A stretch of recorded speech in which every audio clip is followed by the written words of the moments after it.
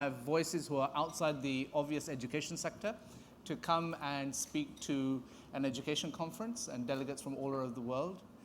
I wanted to start off by asking you about, what is the importance of the arts when everyone seems to be talking about technology all day long? Well, I think we all, this conversation cannot happen in silos anymore. So we all bring something to the table, and I think the arts brings something to the table that technology can't, and vice versa. I think that the arts have a easier access to maybe telling the human story and having that human connection and that interconnection that we all have. I think it's easier. It comes across easier through the arts. And I think that level of empathy that we have to kind of maintain throughout the process of dealing with all of the issues that we're facing in the world today, I think it's really important to never lose touch with that human quality, that we are talking about human beings at the end of the day. What has been your greatest inspiration as an actor? I get inspiration from strange things. Life. I think life in general has probably been my biggest inspiration when it comes to my work. Just living life and being part of this thing called life and watching other people live life and watching other people struggle through things. Sometimes sitting in a coffee shop in a country that you've never been to and just watching people, you learn a lot. And I think a lot of that stuff kind of gets filed into my brain.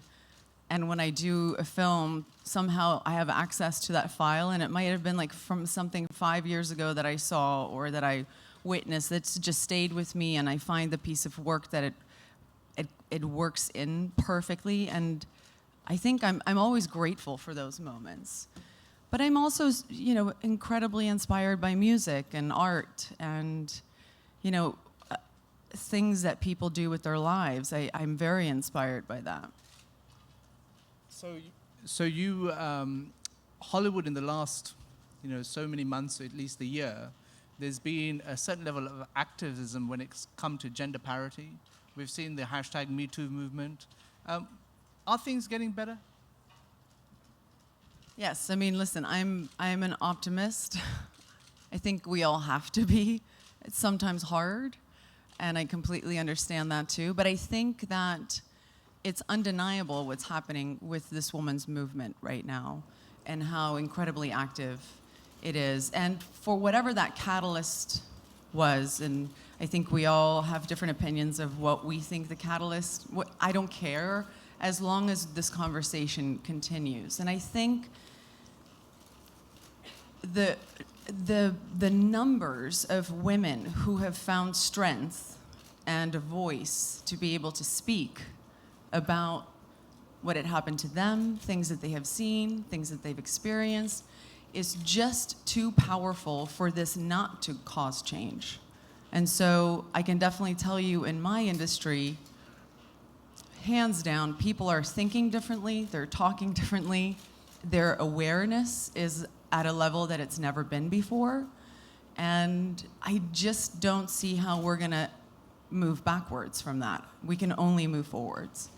So when we were just in the UK, we had a protest recently of female journalists who work at the BBC, who outed the corporation in many respects with regards to salary difference and the gender gap. Yeah. How do you address that in Hollywood? Well, I think the same thing is happening. I think women are finally asking for transparency, and through that transparency, I think we've seen things that some of us were shocked. I think we always knew that it existed, but I think we were in denial about how extreme the numbers and the discrepancies were. And so I can tell you that there's been a fire lit with women in my industry, and I'm proud to witness it, and I'm proud to be lighting that fire with them. And I think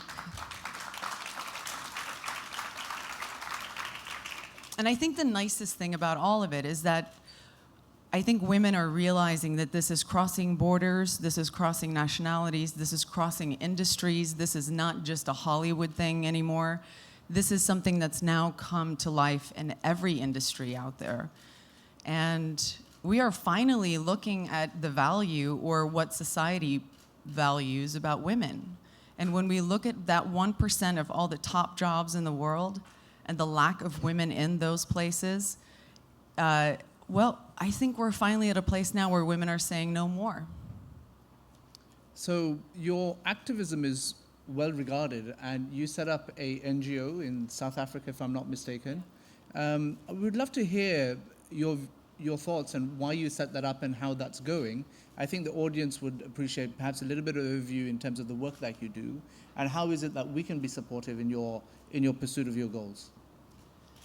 Well, in 2007, I launched Charlize Theron Africa Outreach, and it really was, it was born out of the love that I have for my home country. I was born and raised there, and from a very young age, when the AIDS epidemic started, I was very aware of how much of an epidemic we had.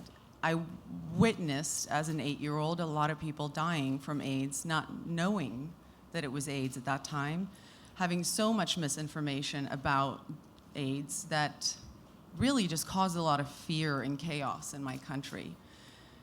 Back then and today, unfortunately, South Africa is the hardest hit when it comes to HIV in the world.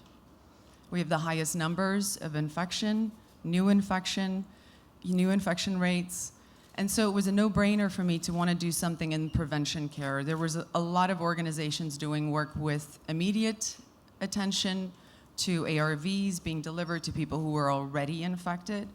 But we lost an entire generation of parents with AIDS, and we were stuck with a ginormous number of adolescents and youth who were not getting the right information, not at home, not at school, and nobody was telling them how not to become HIV positive.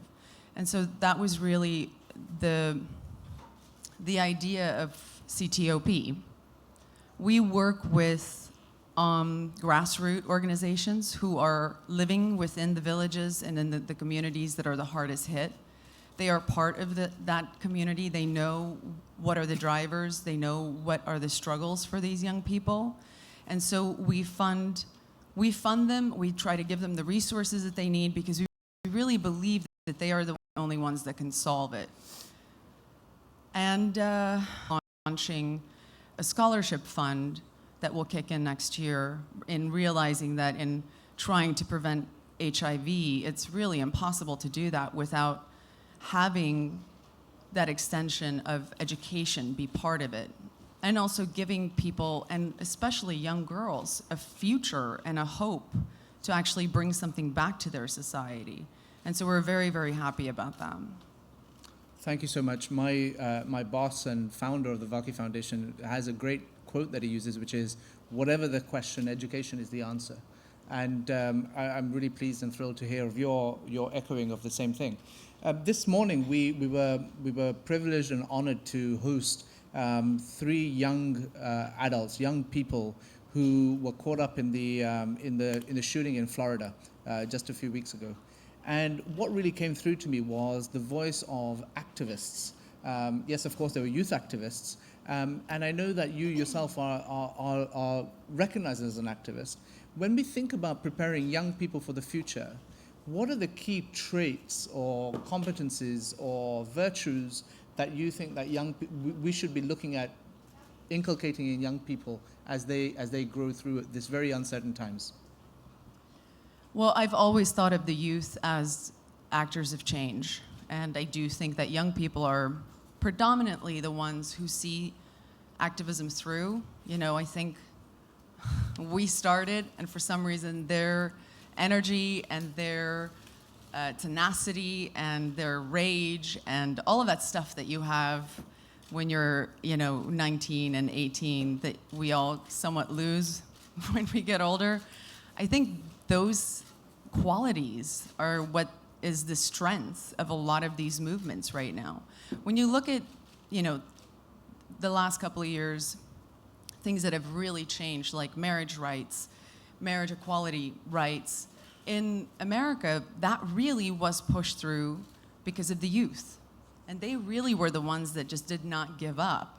And I think because of that energy that they put behind it, we now have, equal marriage laws in America that we didn't have before. I think also looking at our election, I think you can definitely hear a sense of frustration with the youth. And I think this year in particular, it's kind of built up to a place where now there's no more room for anything to go. Now it has to just come out.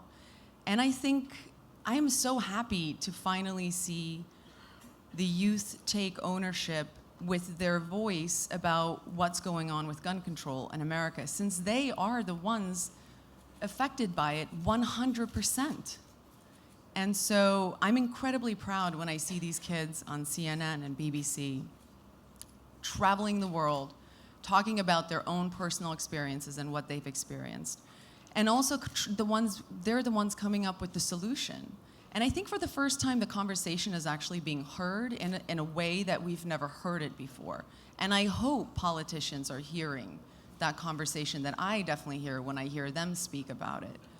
And so I think it is our duty to support them. I think it is our duty to stand behind them, not to take anything away from them, let them do this, but to support them and give them the resources to be able to continue this movement.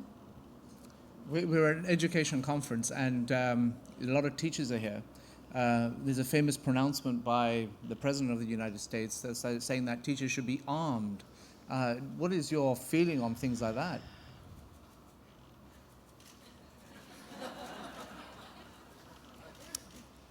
Oh boy. I will only say, let's listen to our kids. I don't think any one of those kids said that that was the solution. And I am going with the kids on this one.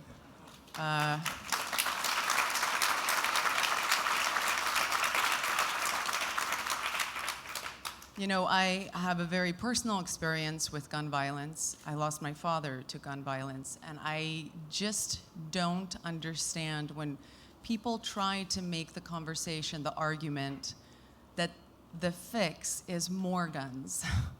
It is so outrageous to me.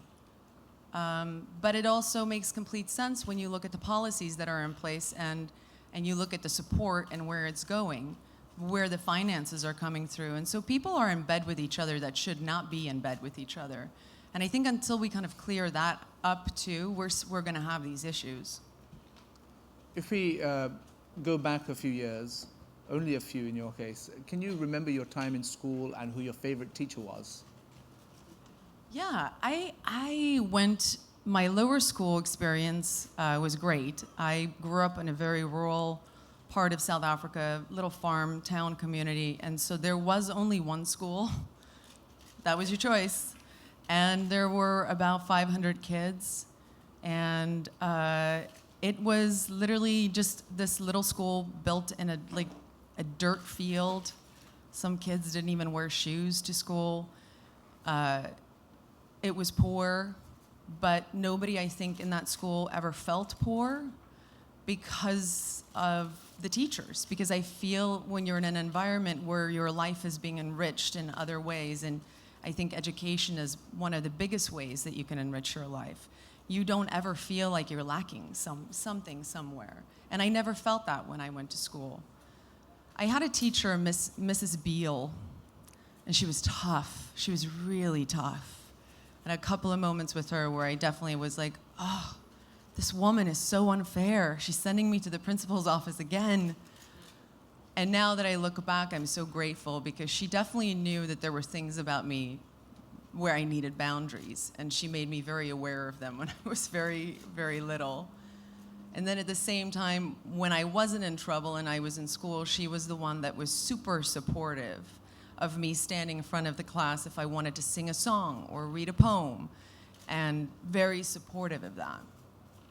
And so I always think about her. I always think about how you kind of look back on things in your life when you become an adult and how you actually see the reason behind them. And she had so much reason behind her actions that I benefited from. And so I'm incredibly grateful for her for kicking my ass and also supporting me. So to achieve the Sustainable Development Goals, which expire in 2030, the estimation is that we need 69 million new teachers in the profession, of which the vast majority are needed in Africa. Given that the challenge that we have with regards to actually recruiting that workforce, and many countries actually find a problem in terms of making sure that the brightest and most able kids actually consider it as an attractive profession. What would be your advice to governments in terms of how they perhaps achieve that? One way that we're addressing it is by looking at improving the status of the profession.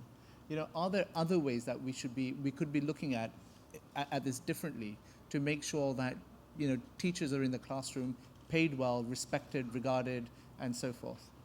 I couldn't agree with you more. I think that it's always, to me, it's very sad that we don't see the value in teachers. And I don't think a teacher feels value when they get paid what they get paid. I just don't think that it matches up.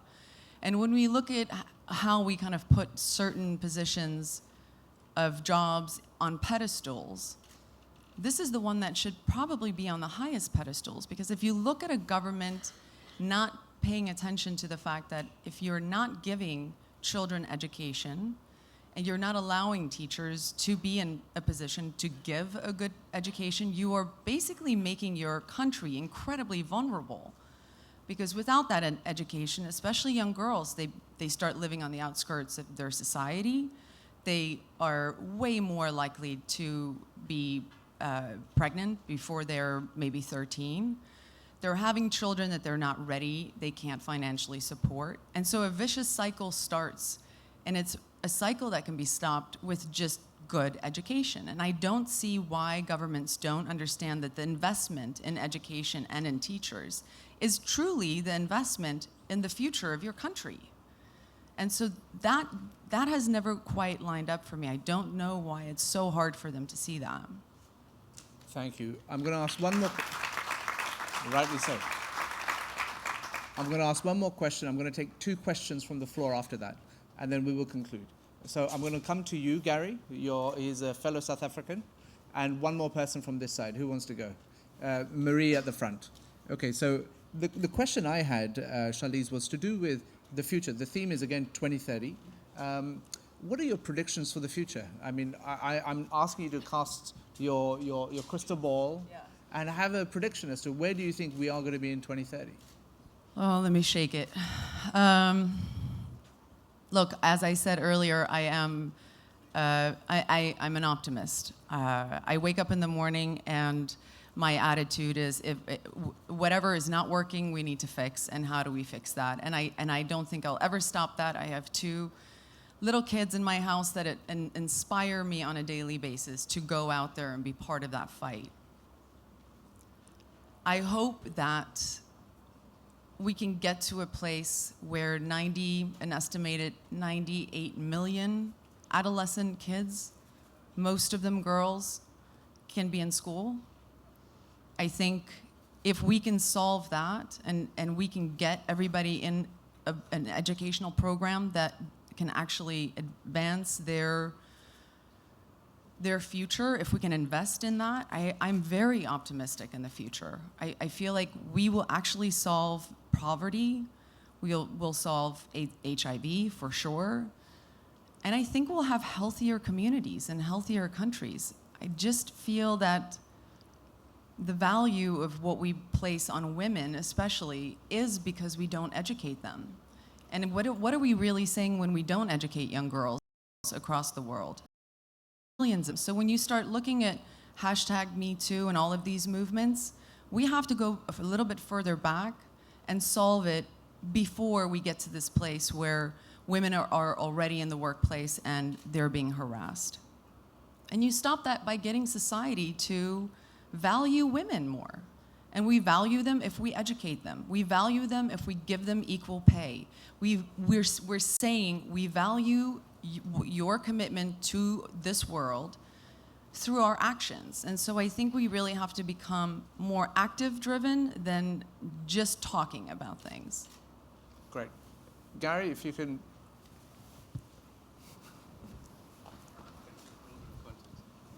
Hi, Charlize, Gary. Firstly, as a South African, I think you know that we're all very proud of you from back home, and thank you for all the work you do. I wanted to ask you a question, but I want to give a bit of context first. I run a private foundation based in Cape Town that works all over the world, and we're trying to change those very paradigms that you're talking about. We can't understand why educators can't see the need for those changes and the investment as well. And one of the things we're looking at doing is we're engaging with a script writer and a movie director called Bruce MacDonald from South Africa, who's done some really good work. And we're talking about how we can use mainstream or blockbuster movies to change mindsets in the world. So that's kind of, I don't know what you think about that, but the question I wanted to ask you is your impact as a UN ambassador. Often we see the bigger the engagement or the bigger the portfolio, the less effect it has. In your work that you've done there, do you see value coming back on that? And can you see any other way of doing it that'll change paradigms to get the necessary shifts that we're looking for? Thanks, Gary. It's nice to speak to a fellow South African. I'd love to, at some point, maybe talk to you more about your program and this idea that you have. I think the more we come up with innovative ways to get a message across, that's really, I think, how programs succeed. And really, we have to keep that think tank alive and bring younger people to have a seat at the table to kind of help us come up with those ideas, those initiatives that feel fresh. And so that sounds very good. I've always found, I think that you can find problems and solutions in both bigger organizations and smaller ones. And I do think that they do different things. The thing that's very important for me is to kind of get people to work together. That's really one of my biggest drivers with CTOP, is to look at people who are doing all the work already and what would happen if they had access to more tools, to more money. And how do you connect what they're doing maybe with another grassroots organization that's doing something else? And if you bring those two together, they're bringing 2 or 3 things that neither one of them had before. And so it is really about bringing everybody together. The work that I do with the UN, I don't think could ever work on that scale, on that level, with the intimacy that you get with grassroots organizations. They are not living the lives of the people that we're working with. But they can help us if we use them to get messages across and to put pressure on people to change policies. And I think that's where I've been very grateful to kind of have the leverage of working with grassroots and then also being able to go and speak in front of the UN about issues that we're facing right now, and to have those kind of meetings in a place like Davos where you can really get money behind good ideas and to cause real change. So I think that it's important to kind of like bring everybody to the table instead of being negative and saying, this person doesn't do that, and none of us are gonna be able to do it all. So we're gonna have to be able to meet in the middle somewhere and work together. I think that's the answer. Great. The next question actually last year was in the top 10 of the Global Teacher Prize. I'm so proud to call you to ask a question. Hello. So thanks a lot that you are here. It's really an honor for us, and you raising your voice for the children and for the teachers. So we both, Angelika and I, we are like collaboration. So we're having 2 projects which already kind of getting the Sustainable Development Goals. It's the Sports Matter project and the SOS Love project. So we empower the students, we empower the sports mentor who will be becoming teachers for the next generation. We're teaching them empathy, and we would love you to give us a quote for these students who are already standing up. They're primary students who are having a refugee background. A lot of these kids doing arts with skateboarding, giving the message throughout the skateboard, they're doing physical activity. So we want to bring this message forward, that each child has a voice and each child needs to be listened to. So that's why we want to ask you, because we as women already collaborate together to give you a quote for these special students, for these students to stand up for them, to give them hope, because you are such a role model for them. Oh, wow. I would say just be resilient. This work is, it will kick you down several times. There's nothing easy about this, otherwise it would have been done and we wouldn't sit here today. And so I think my biggest advice to all of the kids that I even work with is to just be resilient. You know, it's not about how many times you fall down. It really is about what do you do after you get back up. And I think we don't give enough credit to our kids in their ability to do things that we might think they're too young to understand, or that they don't have the life experience behind it. And we're so wrong with that.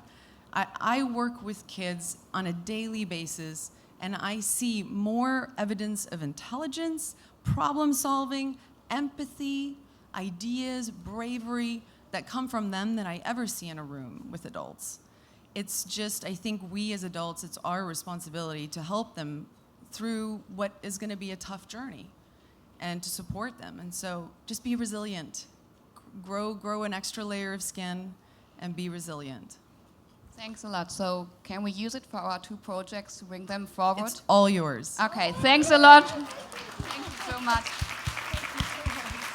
Friends, I know that Charlize has another engagement at GSF. I think you're going to GSF Live. Please join me in a huge thank you to her for her time in the coffee house. Thank you so much, everybody.